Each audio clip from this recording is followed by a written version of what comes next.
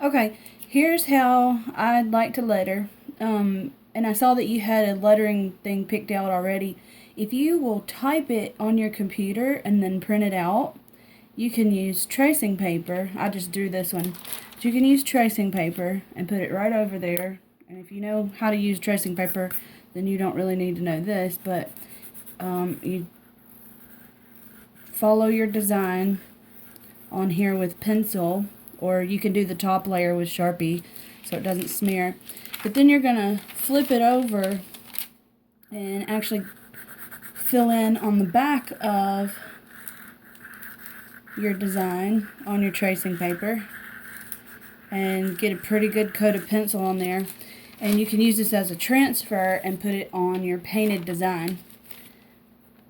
And basically you just draw right back over the pencil markings that are on there, and they'll rub off and leave a real light outline of your design. That's just a bonus. If you don't want to do that, you can hand letter your writing on your board, but then you have to deal with the erase marks and whatnot. If you can get it all off, that's fine. Now, for lettering, the consistency of your paint is kind of a big deal. If your paint is too dry, you're going to drag your paintbrush and not be able to finish your stroke. You'll get skips in it. If it's too wet, then you'll have kind of a gradient happen. You'll run out of pigment and just be left with kind of clear water at the end. The two paintbrushes that I use the most, one is flat. That's this one right here. And I can paint with it flat and just drag down, apply consistent pressure, or I can turn it sideways and use the tip of it and get a real fine point.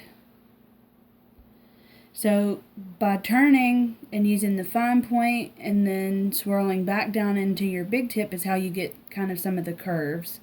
The biggest thing you have to remember when you're trying to paint lettering is that this is not a pencil, and you're not going to do even strokes, and you're not going to just continually cursive right through all the names. There are specific strokes for each letter.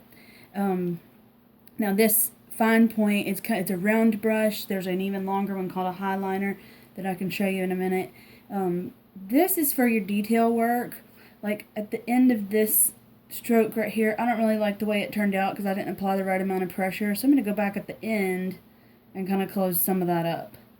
Or if I have curly things to do, then this brush will be used for that too. Or it can also be used in the same way with the up and down strokes for smaller lettering.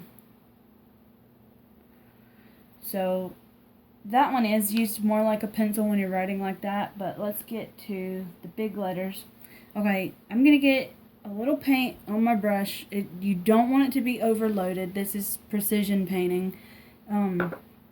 I use my pinky finger as a kickstand and just place it, and I start usually at the top of my letter. I'm not going to start over here in this curve of this letter. I'm going to start at the top and find the first full stroke down. And at the end of that where it curves, I kind of release the pressure on this flat part of the brush and pull into the side part.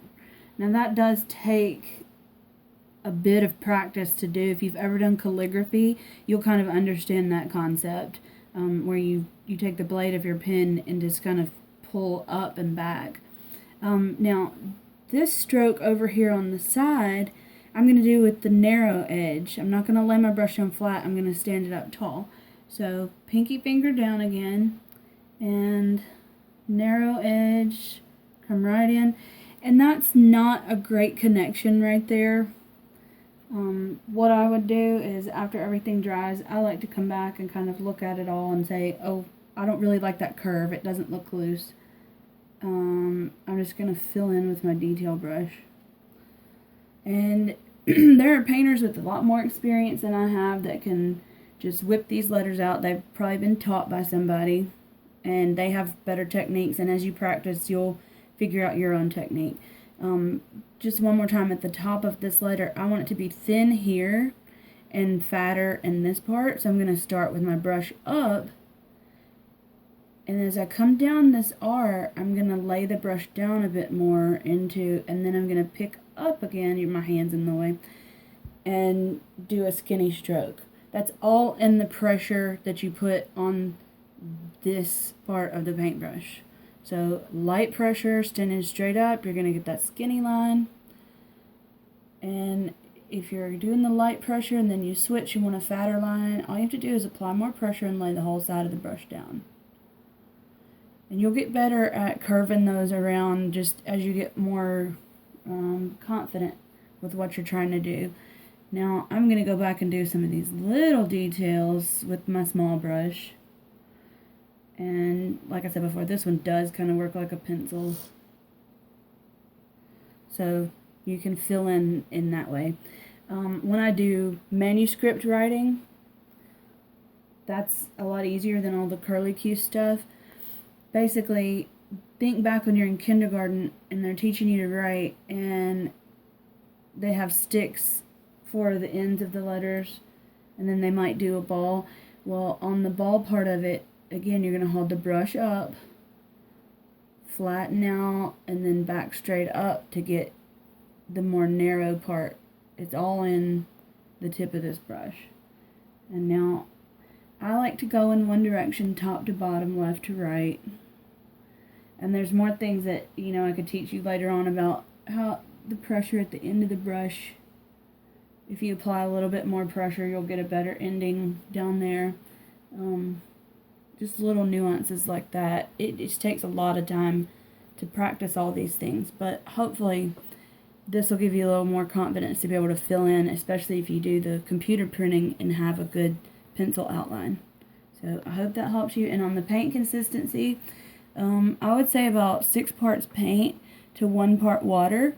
You don't want it to drip off your brush because that's going to ruin your painting. See, I just dipped in here, and this is not really dipping off. I have to kind of shake it to get a drop to come off. So that will help you too. The lady that taught me this said make your paint juicy. So there's the technical. And I hope this helps you. Love you. Bye.